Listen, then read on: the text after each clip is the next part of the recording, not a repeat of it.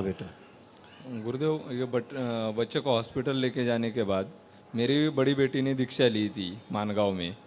तो पहला ऑपरेशन हुआ, दूसरे दिन दूसरा ऑपरेशन था, तो वो बच्ची और उसकी चाची दोनों बेटा सुनो, बात सुनो। मानगांव दरबार श्रापित है, दरबार की ओर से, माँ बाबा की ओर से श्रापित है। इसलिए वहाँ कोई भी पूजा पाठ बाहरी आदमी करेगा जाके, कोई भी करेगा दरबार का, वो श्रापित हो जाएगा। इसलिए पूरी तरह श्रापित है वो दरबार। मैंने वहाँ जो उज्ज्वल जी उनको बोल भी दिया है कि किसी प्रकार का किसी भक्त का कोई पूजन पाठ, रुद्राभिषेक कुछ भी नहीं करेंगे। अगली बार नहीं जाएंगे गुरुजी वहाँ पे अभी। यस, बोल रहा हूँ ना, दरबार में 3 ही स्थान है जहाँ पूजन पाठ आप कर सकते हैं। चौथा स्थान इस धरती पर नहीं बना है, कहीं भी नहीं बना है।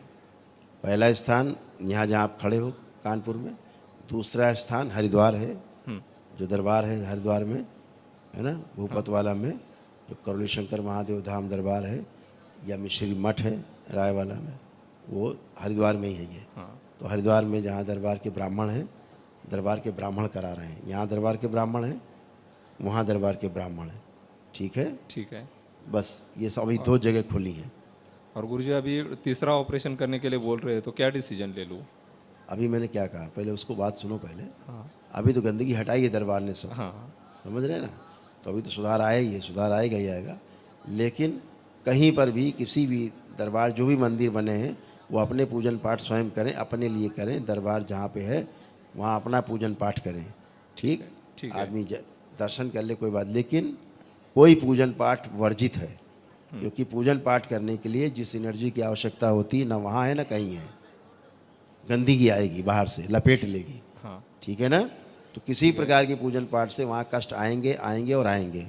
श्रापित है दरबार, उनको मना किया गया है कि बिल्कुल भी ना करें। ठीक है, ठीक है। क्योंकि इस तरह से समस्याएं सभी में आ रही, बहुत केस आ चुके हैं। मैं उनको मना कर चुका हूँ कि बिल्कुल भी ना करें कोई भी।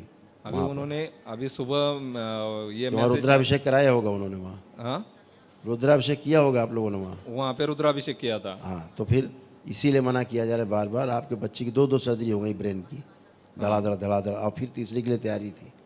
तो इससे बचना है। मैंने उनको बोला है कि बिल्कुल भी वहाँ नहीं करें। उनको मैंने मैसेज भी डाल दिया था। ठीक है, तमाम लोग खड़े आकर के कष्टों में भर के चले आ रहे हैं वहाँ से।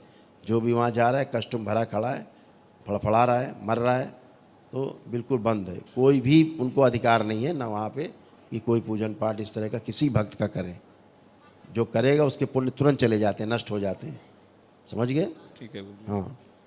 और गुरुजी अभी वहाँ कोई दरबार नहीं, दरबार है ही नहीं, समझो, ऐसे समझो। ठीक है, अभी उसको यहाँ पे लेके आएंगे, बिल्कुल ठीक होगा तो तुरंत। बिल्कुल बेटा, खुश। और जो नोएडा में है, मायचा में, वहाँ दरबार, वहाँ बहुत जल्दी ही वैदिक प्रक्रिया जो दैनिक नित्य की है वो सब शुरू करा रहा है। तो मायचा में जहाँ प्रमोद भाटी जी हैं, तो उस स्थान पे वहाँ भी शुरू होगा। ठीक है, ठीक है। बाकी अभी इन 3 दरबार के अलावा चौथा कोई दरबार नहीं है।